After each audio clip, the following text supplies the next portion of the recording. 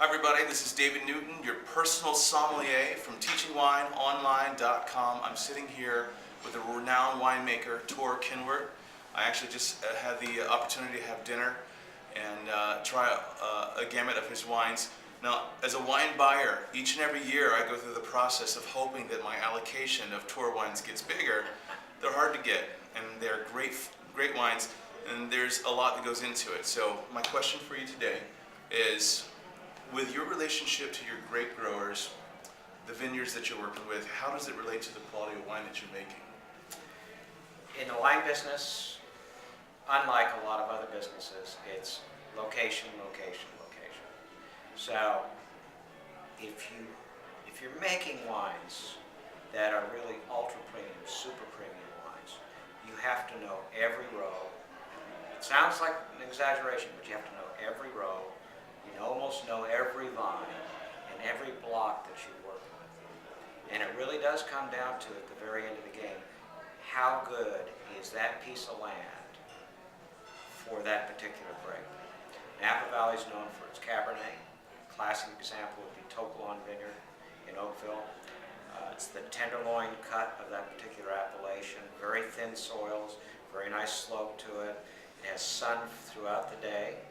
It's western foothills, so it can get sun, sometimes can be blocked by the mountains behind it, but it's got the right bit of sun throughout the day. It's got the right soils, and in our blocks, we actually farm it vine by vine by vine.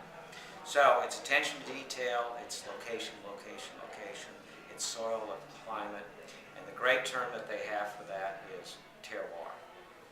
And you have to have great terroir. TOR terroir. I'm just taking a guess at this.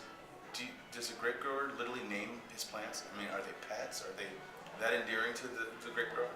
Well, I've known a few eccentrics in the business that might have names for particular rows or maybe not individual vines.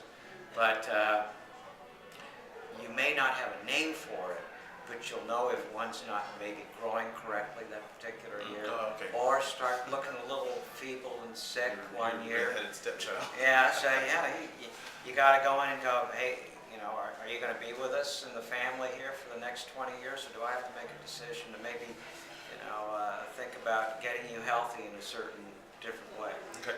All right. Now, one more question. Say I've never heard of TOR wines before. All right.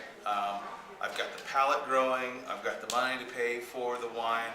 Why would I spend the money that it costs for a TOR if I've never heard of it before? What goes into that? Well, for me, it's 35 years of experience doing this. Okay. So experience, I like to think, has a little bit of value.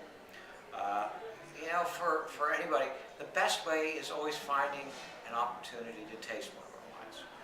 And you can't replace that. So I have all this experience, so I've got the right location, so I know somewhat what I'm doing, so I'm spending every dollar I can to maximize quality. Doesn't make a difference until you sit down, you taste it, and you like it. That's my recommendation. So don't believe what everybody says. Go out and buy a bottle. Yeah, trust your palate. All right, to learn more about wine, join us at teachingwineonline.com. Thank you, TOR. Thank you.